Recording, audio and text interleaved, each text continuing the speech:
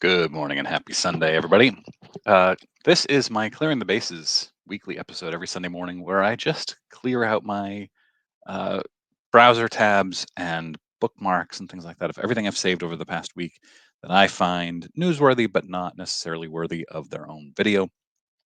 I only put out 3 videos all last week, which I don't think I've had a week like that in a long, probably a year, ever since I started my 56-day video streak right around a year ago at this time. So, yeah, been a little crazy here. And anyway, let's jump in. Normally, I sit down, actually, pretty much every Sunday morning, I sit down and I think, I don't think I have enough for a video here. And then as I go through everything I've saved up, I think, oh man, this is going to be longer than normal. So last week's was 22 minutes, which is my longest clearing the bases episode yet. We'll see how long this one is. I'm gonna share my screen and we're gonna jump right in. This is pretty Twitter heavy of quick hit Twitter things, so maybe we can get through it all quickly here. Let me make sure I am good to go. Yes, here we go. All right, so in the post-war cards newsletter, which is great, they talk about how BBCE started their inaugural auction and they sold a 1952 Topps baseball wax pack, a 5 cent wax pack, sold for $163,000.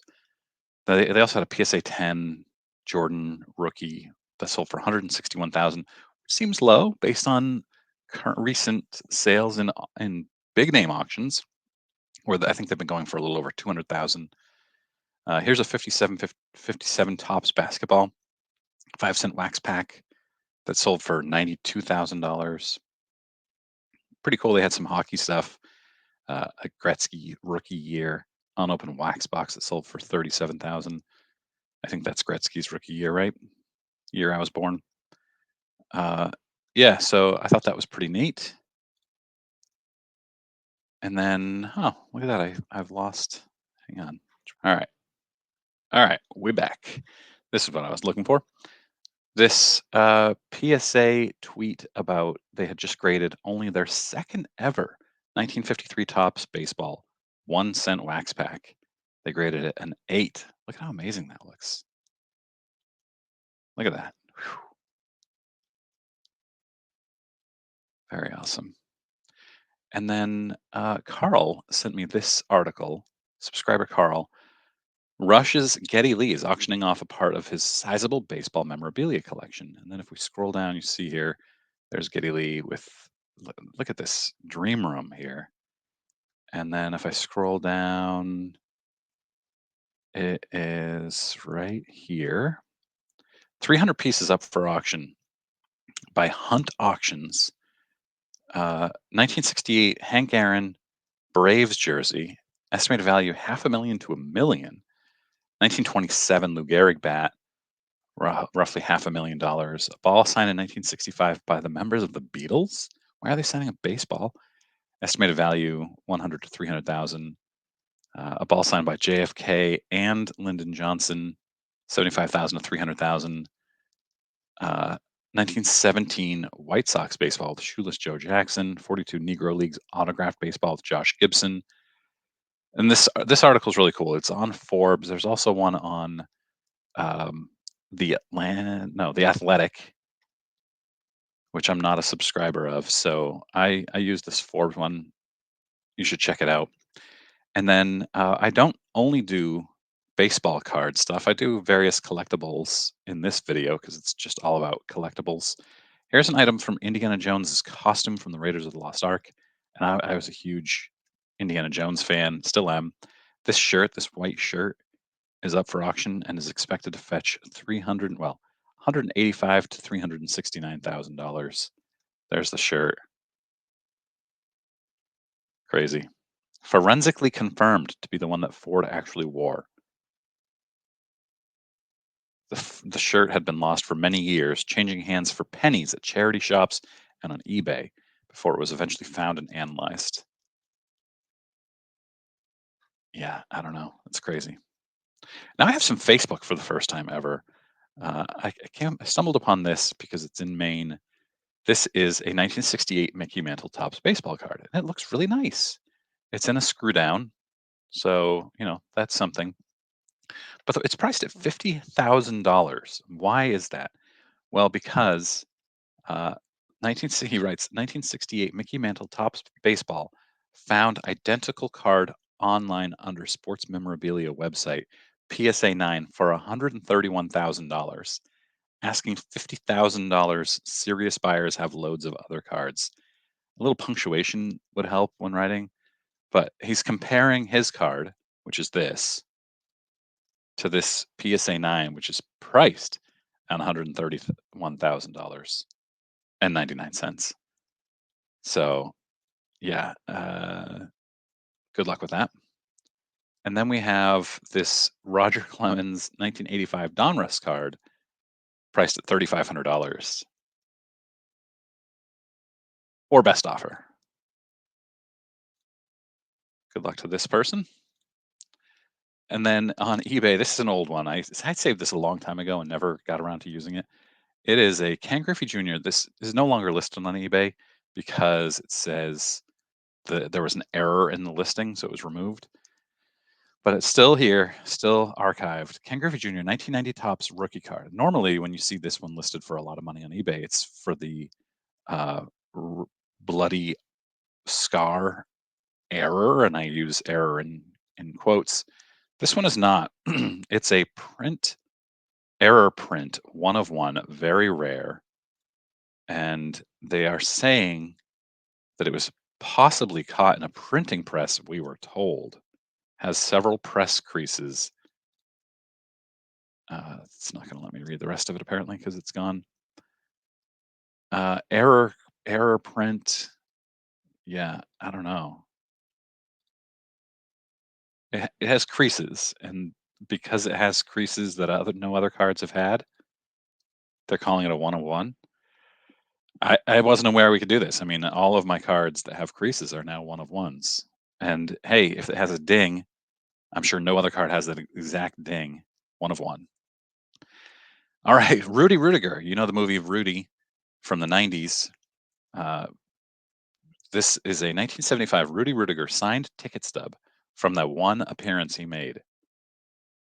Current bid $1,000. Let's see how much they're expecting to get from this.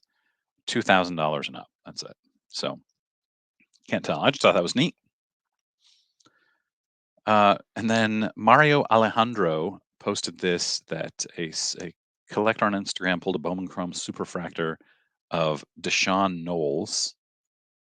He posted it on Instagram, and Deshaun Knowles saw it and said, "That's actually BJ Murray."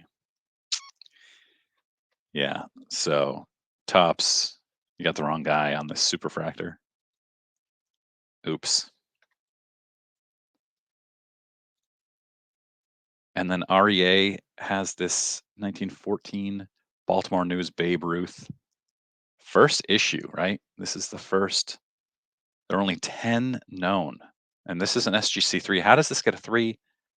I'm not sure. I mean, it's got creases, it's got tons of issues on it. The highest known Ruth 1914 Baltimore News is a PSA 4. So this one they're saying is expected to sell for upwards of $10 million. Actually, it says upwards of $10 million or more.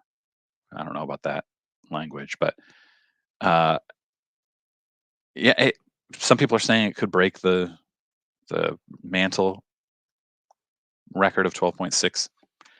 I'll be watching it anxiously. I am really interested to see what that does. Phil Hughes inscriptions on his autographs, Derek Jeter's teammate, 191 career home runs allowed. Miggy is my daddy. I just thought these were cool. Phil Hughes. Heritage Uncut Sheets sneak peek. This is Topps finest, 93 to 95. Uncut sheets. Look at that. That looks awesome. All these uncut sheets. Very, very cool. Also heritage. Look at this 1930s Spalding Babe Ruth home run special fielder's glove. Wow. Look at how good the condition of the box is. Obviously not perfect. It's got some issues, but it's amazing. Actually, let's just see. Current bid is at $2,700, and it's expected to go for more than 10,000. Crazy. And then Mario again.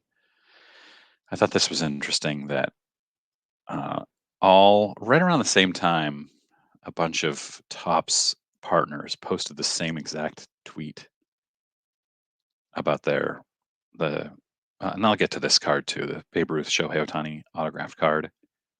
So I guess I'm assuming that if you're a Topps partner and Topps is paying you, they send you something and you post it.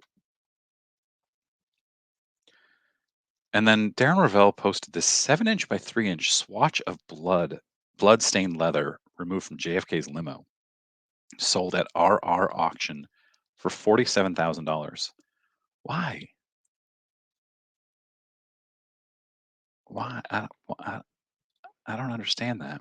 Anyway, Jello, Brooks Robinson card on the back, full Jello box, unopened box. So if you're interested in making some Jello and you want to pay tens of thousands of dollars for it, or maybe you want the card with the box, I think this is a really uh, cool piece. This was an interesting thread. This Logan's League, I don't know who this person is. I don't follow them.